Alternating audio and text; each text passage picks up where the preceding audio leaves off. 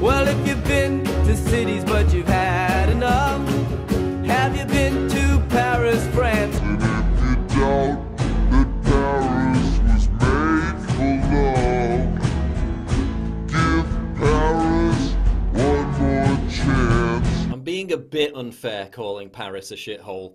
It's more of a piss hole, literally a piss hole. The city's public peeing problem has become so chronic the government has installed open-air urinals. A bright red urinal has been installed, overlooking passing tourist boats. It's a desirable and historic neighborhood. Seeing people urinating in front of your door is not the nicest thing. One official said, if we don't do anything, then men are just going to pee in the streets. It's such a problem in the city that doorways are eaten away by the acid. They even have units of the police force dedicated to hunting down unlawful peeing. But while many assert that Paris stinks of piss, journalist Andrew Malone wrote, on a steamy summer's night, the sounds and smells are of Africa. As a white European, I attract odd looks. Where was he visiting? Nigeria? Eritrea? Sudan? No, it was Paris. Specifically the Saint-Denis area, which is home to, wait for it, 300,000 illegal immigrants. One area of Paris alone, just 6 miles from the Eiffel Tower.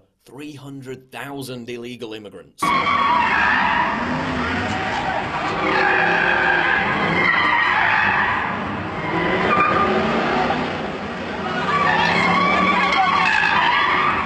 Gotta love that cultural enrichment. Out of Saint-Denis' 1.5 million population, 600,000 are Muslims from North Africa or Sub-Saharan Africa, and there are at least 160 mosques. That's almost as many as the number of times that Air France employees go on strike every year. But 160 just isn't enough. There's not enough space. So worshippers are spilling out onto the streets with loudspeakers blasting out the Islamic call to prayer sometimes past 1 AM in the morning. Malone writes, the area is already lost to France. With open drug dealing, Sharia courts, women wearing the full burqa despite it being banned, and police afraid to patrol the streets. I have a friend. He's a very, very substantial guy. He loves the City of Lights. He loves Paris. I hadn't seen him in a while. And I said, Jim, let me ask you a question. How's Paris doing? Paris? I don't go there anymore. Paris is no longer Paris. Paris also claims the distinction of being the world's largest open-air migrant camp. Mattresses and trash are strewn everywhere. First it was just the outer suburbs, now it's expanding into the tourist hotspots. Faced with the choice of doing nothing or dealing with riots threatened by their occupants if the camps are removed, authorities choose the former. Because when they warn you they're going to riot, they normally follow up on that promise. Now Communist Party councillors are demanding that public parks in Paris be turned over to become migrant camps. Paris's second and third generation immigrants aren't faring too well either. Ghettoised in hopeless, brutalist tower blocks on the edge of the city. Running battles with police are commonplace.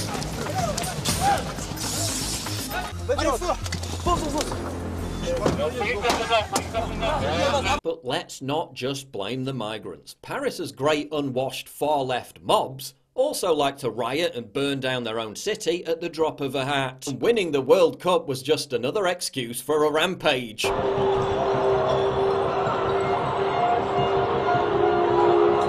Paris's new residents don't appear to be very patriotic. When a French couple in Paris shouted Vive la France when the country won the World Cup, a gang of Algerian men beat them up. When helicopters flew overhead in training for the Bastille Day celebrations earlier this month, writes Andrew Malone, one man pretended to shoot at them with a machine gun. Another pushed him away and pretended to fire a shoulder-mounted missile, tracing the missile with his hand towards its target and shouting, "Boom!" Everyone laughed. Further down the street, a woman was surrounded as she opened a huge bag full of phones, shoes, sunglasses and handbags, clearly stolen from tourists or Parisians. Sub-Saharans in Paris also provide another excellent service to tourists. They walk up to you, throw a crappy, worthless bracelet on your shoulder, then along with about 4 of their very insistent mates, demand you pay for it. Now any normal person would call this a mugging. But here's the thing, if you refuse to pay the 10 to 20 euros for the crappy, worthless bracelet, but they'll call you a racist. So it's not mugging, it's just rightful redistribution of wealth. And if you still refuse to pay up, they'll threaten to kick the crap out of you. And the police are nowhere to be seen because presumably they're too busy on piss patrol or hunting down someone for wolf whistling at a woman, because it's now illegal in France to wolf whistle at a woman. Now call me pedantic, but I reckon that instead of prosecuting wolf whistlers, maybe we should be more concerned about the fact that just 2% of rape cases in Paris result in conviction. You know, priorities. And that within the first 5 months of 2018, reports of adult rapes went up by 20% across all 20 of Paris's boroughs. Now Moroccan police officers are being drafted in to patrol the Goutte d'Or neighbourhood of Paris, where crime has exploded. Many women now refuse to go out. They complain of being harassed, forced to modify their clothing, and being refused entry to cafes. In some of the outskirts of Paris, men have taken over public spaces. They visit a local cafe with a hidden camera. Before they even get inside, their presence seems to disturb the other clients. Dans ce café, il n'y a pas de mixité. Est-ce que c'est normal? À Sevran, on n'est pas à Paris. Même à Sevran, c'est la France. T'es dans le 93. Et alors, le 80... Et alors... À Paris, c'est des mentalités différentes. C'est comme au bled. Back in 2015, the mayor of Paris threatened to sue Fox News for saying there were de facto no-go zones in Paris. There was a pundit, a security expert called Steve Emerson. He went on Fox News and said that a lot of this jihadist radicalized sympathy was emerging out of the immigrant communities in Paris, the quote no-go Muslim areas, the ghettos.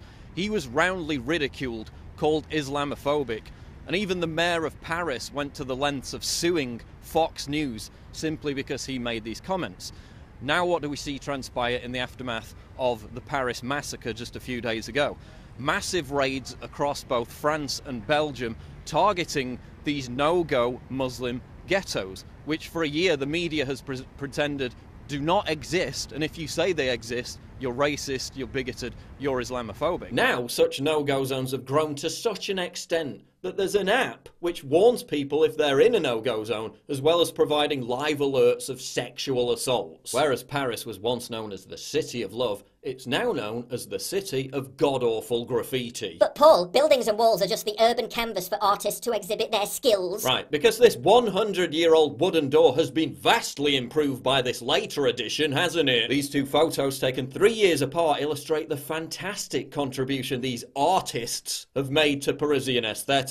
As journalist Anthony Peregrine writes, if this street stuff is art, then my burp is a concerto. In addition to graffiti, Paris is carpeted with used cigarette butts. The situation worsened to the point where the government had to hire nearly 2,000 anti-incivility agents to patrol the streets dishing out fines. Parisiens sont sales, font aucun effort. J'ai pas mal vu d'autres pays, d'autres villes. Franchement, on est vraiment dégueulasse, quoi. And because the place is littered by trash, Paris is infested with rats. Lots of rats. 6 million rats. It was pretty disturbing. People were eating and napping with rats running around right next to them. While graffiti artists continue to vandalise Paris with their inane, meaningless doorbins, the government has done its best to ruin the surroundings too, by erecting a huge 10-foot glass wall around the Eiffel Tower at a cost of 35 million euros to protect against terrorist attacks. But wait, I thought walls were racist.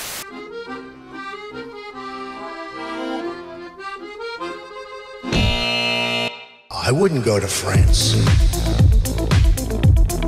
I wouldn't go to France. Because France is no longer France. France is no longer France. Gotta love that cultural enrichment. At last count, Paris was losing 1.5 million tourists a year, with 21.5% fewer Chinese tourists and a whopping 41.2% fewer Japanese tourists. And while these numbers may have recovered a bit, the fact that the city has suffered 10 separate terror attacks since 2015 isn't helping. Jews are fleeing Paris in droves, with up to 7,000 leaving every single year. Mainly because 40% of all violent hate crimes in France are anti-Semitic, yet Jews represent just 1% of the population. Synagogues are being firebombed, violent attacks are becoming commonplace, street harassment is increasing. According to the president of the Jewish Agency for Israel, there's no future for Jews in France. 550 new migrants arrive in Paris every single week, providing the kind of cultural enrichment that seems to have triggered a lot of racists on the TripAdvisor forums. Please do not trust the images you see online, as you will not be getting a panorama, as everywhere you look will either be rubbish left by migrant families that have settled at the hotel's corner or construction sites. Paris needs to do something to close their borders or provide for the overwhelming number of homeless migrants crowding and soiling the Parisian sidewalks. Enjoy the hotel because it's worth every penny, but beware of the social impact of stepping over homeless and their feces on the sidewalks on your way out to explore the city. It looks more like a bazaar for illegal migrants. We were accosted by a migrant who tried to intimidate me and spat at us when that didn't work. We noticed many groups of only male migrants hanging around in the streets. When we got to Paris, I had a culture shock. There are piles of human poops everywhere on the streets, including outside the Louvre Museum. Subway is way dirtier and public toilets are non-existent to gross. But hey, at least Paris has retained its identity, forged after the Second World War as the intellectual capital of the world, where writers could freely express themselves without fear of recrimination, founded on the legacy of Voltaire's powerful denunciation of religious intolerance. Like when Michel Houellebecq published his 2015 book Submission, which warned about an Islamist takeover of France. A few hours before, a bunch of Islamists massacred Charlie Hebdo cartoonists, which led to armed guards being placed out of Houellebecq's publishers, with Houellebecq himself being under the constant threat of assassination. But for a brief moment, we all cried in unison. Je suis Charlie. The freedom to offend is a fundamental part of freedom of speech, which soon turned into, oh, they probably deserved it for drawing all those horrible cartoons. Now French intellectualism is dead. Charlie Hebdo announced it would no longer draw the Prophet Muhammad, and one of its top journalists quit the magazine, saying it had gone soft on Islamist extremism. While another French intellectual, Eric Zemmour, was fined for inciting hatred against Muslims after he called the migrant crisis an invasion. But don't worry, because President Macron says that mass migration is France's destiny. I mean, it's working out great for Paris already, isn't it? So why not invite in millions more? Yeah. I visited Paris several times, in 2006, in 2015, and again in 2016, and every single time it got significantly worse. Paris is ruined. Paris is a dump. Paris is a shithole. Pathological altruism, progressive myopia, and cultural capitulation have made it that way. Hopefully, somehow, it can recover, because it's an iconic city. But until that happens, I'm never going back. Paris is no longer Paris. Please click the big red button to subscribe. It really helps me when you do that. And click the bell to allow notifications so you never miss a new video.